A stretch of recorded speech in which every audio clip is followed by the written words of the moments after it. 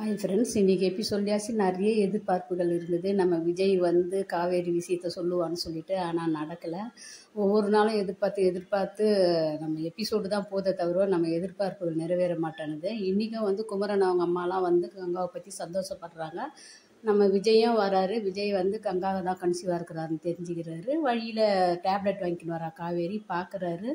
நான் மதுரையிலேருந்து இவ்வளோ வேகத்தில் வந்தேன், நீ தான் கன்சீவாக இருக்கிறன்னு சொல்லிட்டு ரொம்ப ஆசைப்பட்டு ஏமாந்துட்டேன்னு சொல்லிட்டு சொல்கிறாரு. நீ கன்சீவாக இருந்தீன்னா நான் இப்படி பண்ணுவேன், ஐயா பற்றி மாமா பற்றி என்ன நினைக்கிறேன், இப்படிலாம் கொஞ்சம் அவ்வளோ ஒரு எதிர்பார்ப்புகளோடு ஆசையோடு சொல்கிறாரு. ஆனால் இன்றைக்கும் வந்து காவேரி சொல்லாமல் ஏமாற்றிட்டா.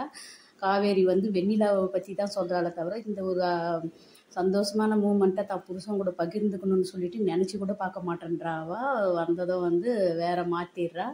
அக்காவுக்காக மாட்டுறது. அவங்க அம்மா வராங்க, அம்மாவை பார்த்துட்டு அம்மா வராங்கன்னு சொல்லிட்டு போயிடுறா. அம்மா வந்து நீ உனக்கு வேணும்னா அவங்க கூட போய் வாழ்டி, இல்லைன்னா எனக்கு மன உறுத்தலாக இருக்குதுன்னா, இல்லைம்மா நம்ம அப்பள பிஸ்னஸை பார்த்துக்கலாம், பெரிய டெவலப் பண்ணலான்னு. இதில் விஜய்கிட்ட இவ மறைச்சி அப்பள பிஸ்னஸை தான் இவ கொண்டு போவான்னு நினைக்கிறேன். ரொம்ப எதிர்பார்த்து உண்மையிலேயே வந்து இந்த யூடியூப் சேனலில் வந்து எல்லாரும் ஒரு இன்கம்காக தான் வீடியோ அவங்க போடுவாங்க.